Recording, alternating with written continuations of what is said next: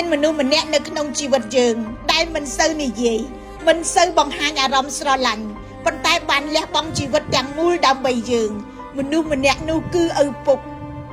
មិនងាយយំឲ្យយើងឃើញគាត់ច្រើនតែលាក់ការនឿយហត់នៅក្រោយស្នាមញញឹមលាក់ការឈឺចាប់នៅក្រោយពាក្យថាមិនអីទេហើយលាក់ក្តីបារម្ភទាំងអស់ទុកនៅក្នុងបេះដូងម្នាក់ឯងពេលយើងនៅតូចយើងគិតថាពុកខ្លាំងជាងគេពុកអាចរកលុយបានពុកអាចការពារយើងពីគ្រប់បញ្ហាពុកមិនដែលហត់មិនដែលភ័យនិងមិនដែលឈឺប៉ុន្តែពេលយើងធំឡើងទើបយើងដឹងថាពុកមិនមែនមិនហត់ទេ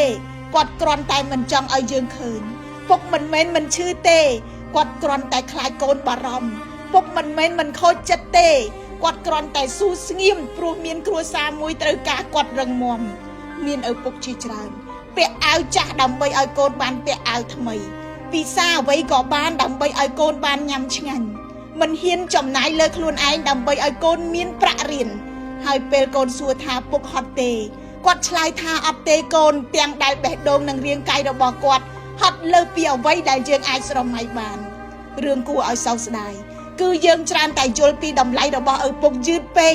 យើងយល់នៅពេលដៃដែលធ្លាប់កាន់ដៃយើងចាប់ផ្ដើមញ័រយើងយល់នៅពេលខ្នងដែលធ្លាប់អោនលើកយើងចាប់ផ្ដើមកោងយើងយល់នៅពេលសំឡេងដែលធ្លាប់ហៅឈ្មោះយើងចាប់ផ្ដើមខ្សោយ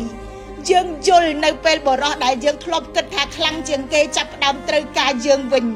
ហើយថ្ងៃណាមួយពាក្យថាពុកនឹងคล้ายទៅជាពាក្យដែលឈឺចាប់បំផុតក្នុងជីវិតព្រោះយើងអាចហៅបានប៉ុន្តែមិនមានអ្នកឆ្លើយថ្ងៃណាមួយកៅអីដែលគាត់ធ្លាប់អង្គុយនឹងនៅទំនេរថ្ងៃណាមួយយើងចង់ប្រាប់គាត់ថាអរគុណពុកប៉ុន្តែគាត់លែងនៅទីនោះដើម្បីស្ដាប់យើងទៀតហើយ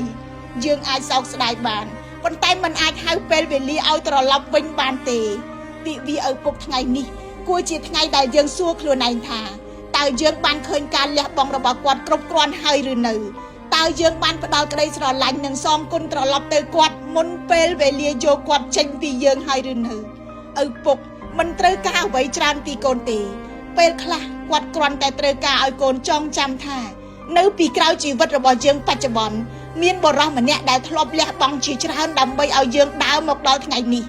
បើឪពុកនៅមានជីវិតសូមកុំស្រឡាញ់គាត់ត្រឹមក្នុងចិត្តកុំអរគុណគាត់ត្រឹមក្រោយខ្នងកុំរងចាំឲ្យគាត់ចាស់ជាងនេះកុំរងចាំដល់កៅអីបាត់ម្ចាស់ហើយកុំរងចាំឲ្យពាក្យថាពុកខ្លាយជាពាក្យដែលហៅលេងឆ្លើយ